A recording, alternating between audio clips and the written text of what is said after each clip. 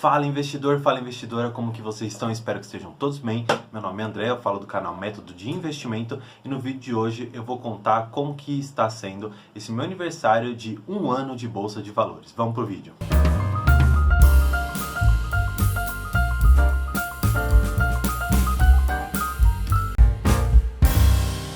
Bem, como eu falei, basicamente eu tenho 1 ano aqui na Bolsa de Valores e eu vou compartilhar com vocês tudo que eu aprendi desde então. E eu quero comentar também como que está sendo o desempenho da minha carteira desde o momento que eu entrei na Bolsa de Valores, para vocês entenderem que a Bolsa de Valores ela vai premiar todo mundo que permanecer nela por vários e vários anos e tiver dentro ali da composição da sua carteira empresas boas, que pagam bons dividendos e que tenham, claro, uma perspectiva de crescimento e que haja também por detrás delas gestores interessantes e que eles façam promessas, estabeleçam planos de governança para a empresa e que eles persigam isso que eles estão prometendo para a gente e que eles divulgam a cada relatório trimestral. E quando a gente olha para a minha história dentro da Bolsa de Valores, a gente pode perceber que nesse 1 ano de investimentos eu tive uma rentabilidade negativa. Aí você pode estar pensando, poxa André, você é um péssimo investidor, você não sabe o que está fazendo, você não deveria ter colocado seu dinheiro aí. Olha a Selic pagando mais de 10% no ano, já descontando aqui, claro, alguns impostos, algumas taxas ali que tem dentro da própria Selic. Aí você olha para dentro também da minha carteira e vai perceber, poxa André, mas você tem ativos ali que não estão te pagando dividendos, você tem ativos lá que você já perdeu mais de 50% no valor que você colocou. Mas calma, vamos olhar um pouquinho o momento em que eu entrei na bolsa e o momento que eu estou agora e considerando tudo aquilo que eu aprendi desde então. Se nós pegarmos ali julho de 2021, vocês vão perceber que eu entrei no pico da bolsa naquele ano. Então eu basicamente ali entrei quando a bolsa já estava nos 130 mil pontos. E no momento que eu gravo esse vídeo, a bolsa ela ainda está abaixo dos 100 mil pontos. E se você for perceber que nós tivemos essa queda gigantesca de basicamente 30 mil pontos na bolsa, e você olha para a rentabilidade final da minha carteira, que eu vou deixar aqui na tela para vocês, vocês vão poder perceber que eu não desempenhei mal, como o Ibovespa desempenhou. No entanto, eu também não tive, como alguns fundos têm, ou como algumas pessoas conseguem fazer essa operação, uma rentabilidade positiva. O que eu quero dizer é, existem pessoas que sabem operar na queda, que entram vendidos na bolsa, que fazem operações ali dentro, que entendem desse mercado muito mais que eu e que têm a vocação para isso, que tem um tempo também disponível para ficar fazendo essas operações. Nós, normalmente, não temos esse tempo como os gestores. Eles são pagos para isso e nós somos pagos para fazer um trabalho que não tem nada a ver com a bolsa muitas das vezes.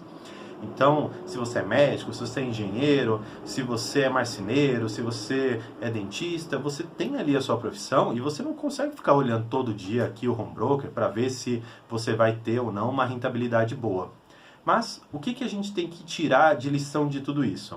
Que é, se você escolheu bons ativos, você vai ficar tranquilo, vai conseguir dormir tranquilo, sabendo que existe 1 milhão de pessoas que estão trabalhando ali por detrás de uma determinada empresa e elas estão focadas em conseguir fazer com que a empresa cresça, com que ela pague dividendos, com que conforme for indo o tempo ela apresente resultados, e isso é o que você tem que ter em mente na Bolsa de Valores e inclusive quando você vai analisar a carteira de investimento de qualquer outra pessoa que está aqui no YouTube fazendo uma série como eu faço, que é mostrar minha carteira, o dinheiro que eu tenho ali dentro, qual o racional por detrás de cada investimento.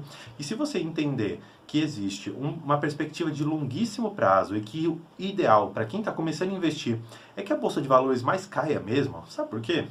Porque eu prefiro, com R$1.000 que eu consigo colocar na bolsa por mês, comprar mais ativos do que ver aqueles poucos R$2, R$3.000 que eu tenho ali duplicarem, triplicarem. Poxa, seria muito legal que subisse, seria muito legal ver o nosso dinheiro crescendo. Só que é muito mais interessante ver um bolo de dinheiro crescendo muito do que um pouquinho de dinheiro crescendo muito.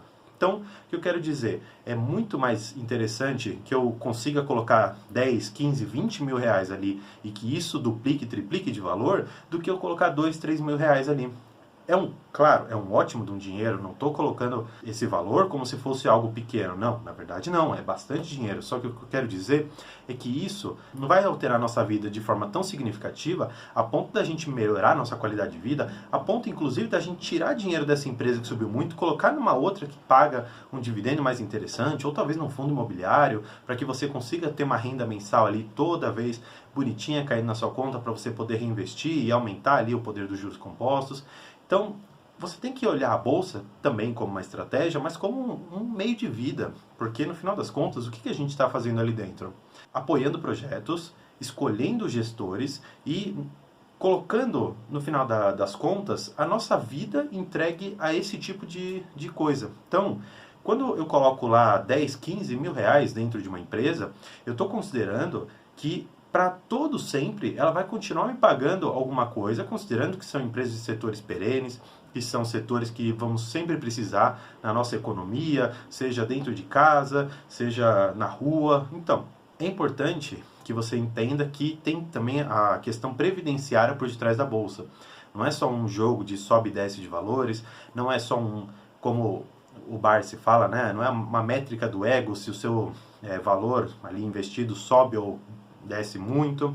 Então, olhando um pouquinho de novo para dentro de tudo aquilo que eu fiz, eu queria compartilhar com vocês primeiro o maior erro que eu cometi. Esse foi de longe o erro que eu percebi, mas só depois que eu entrei e estudei. Então, quando eu juntei essas duas coisas, o meu erro com o estudo, eu pude perceber aquilo que eu não consegui aguentar de risco para mim e aquilo que eu entendi que foi um erro de iniciante e que eu não cometeria de novo. Qual que foi esse erro? Existe um fundo que chama FVPQ11, que basicamente é o fundo Via Parque Shopping, que é lá do Rio de Janeiro. Eu já comentei um pouco desse fundo imobiliário aqui. E eu percebi que ele, antes da pandemia, ele estava custando para mais de R$200. Aí eu falei, poxa, eu estou vendo aqui a oportunidade da minha vida, vou investir tudo que eu tenho aqui e vou esperar que esse fundo ele dobre o meu patrimônio assim, num piscar de olhos. E qual que foi o ponto? O varejo, ele ficou extremamente prejudicado com a pandemia. Por mais que eu tivesse começado a investir lá para o meio de 2021, a pandemia ainda assim surtia ali bastante dos seus efeitos e a economia, eu não conseguia enxergar isso por conta da minha ingenuidade, talvez nos investimentos, não conseguia perceber que a inflação ela estava aumentando de uma forma vertiginosa, estava vindo muito rápido e subindo exponencialmente.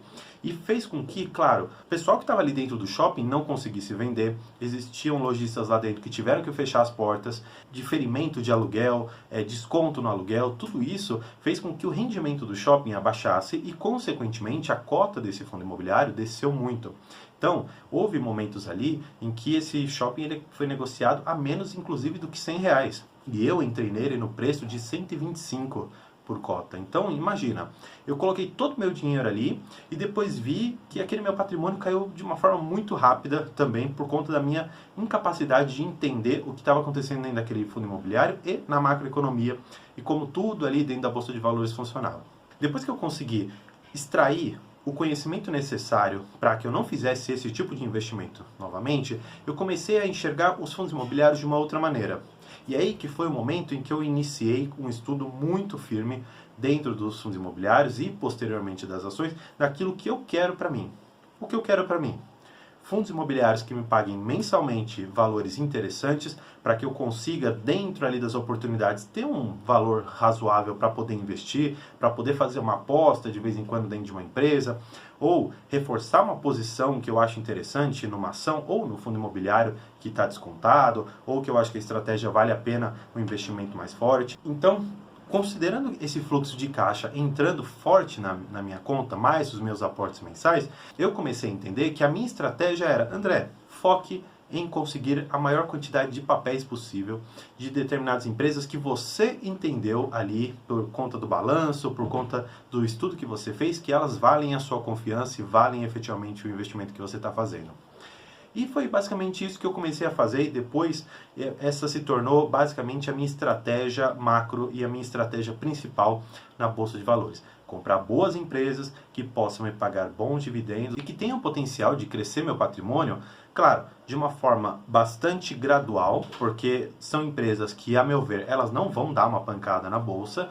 No entanto, eu também percebi que a minha carteira não poderia ser extremamente passiva a ponto de ela não subir muito, mas também não cair muito. Eu precisava colocar algumas pimentinhas nela. E para isso eu fiz investimento em duas empresas que hoje elas são consideradas ali de risco, um investimento que muitas pessoas ali não fariam. Uma delas seria na IRB e a outra é na Via Varejo.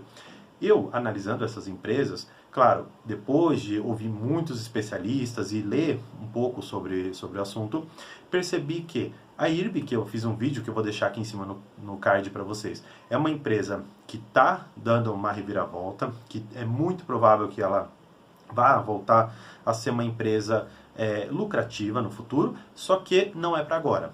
É todo um plano de reestruturação que é muito provável que ele vai acontecer só lá para começo de 2024, talvez até 2025, mas é um prazo curto considerando o tanto que a gente ainda vai ficar na Bolsa de Valores. Já a Via Varejo, que eu também fiz alguns vídeos aqui sobre os resultados que ela vem apresentado, ela tem demonstrado sim que tem lucro, no entanto, ela também caiu numa certa descredibilidade no mercado por conta de ter soltado nos alguns balanços, alguns esqueletos que estavam ali escondidos nos armários e que o mercado não gosta desse tipo de coisa. Só que, olhando que uma empresa ela tem lucro, apesar de uma margem pequena, mas que ela tem se esforçado para aumentar, mesmo que sejam poucos pontos percentuais ali, essa margem e a lucratividade, ela tem provado sim o seu valor durante todo o tempo e mereceu sim a minha confiança para investir nessa empresa. E eu vou deixar aqui na tela, basicamente, qual que é a minha carteira de investimentos hoje e qual que é o percentual que eu tenho de cada um dos fundos imobiliários e ações na Bolsa de Valores. Conforme vocês vão perceber aqui na tela, eu tenho muitos fundos imobiliários, porque sim, essa é a minha estratégia principal, e eu tenho algumas ações, como eu disse, algumas que para mim serão pagadoras de dividendos, algumas de crescimento e estabilidade dentro da minha carteira, e outras que são apostas, como a IRB e a Via Varejo. Olhando um pouquinho mais para a minha carteira, eu vou colocar aqui o gráfico que a minha ideia é ter 80% de fundos imobiliários e 20% de ações. André, essa sua estratégia ela é para sempre? Não, essa estratégia ela não é para sempre e eu já estabeleci algumas metas para mim. Os fundos imobiliários, eles vão permanecer sendo a maioria da minha carteira enquanto eu não estiver recebendo mensalmente alguma coisa em torno de um salário mínimo. Por quê?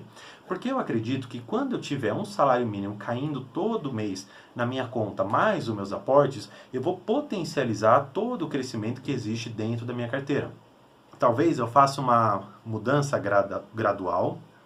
Talvez eu faça uma mudança gradual dos 20% que eu tenho para ações para talvez 25%. E aí estabeleça outras metas de valores que os fundos imobiliários têm que me pagar por mês para que eu então mude mais uma vez a quantidade de ações que merecem estar dentro da minha carteira. Talvez, chegando a 2, 3 mil reais, eu considere colocar 30% de ações na minha carteira. Por quê?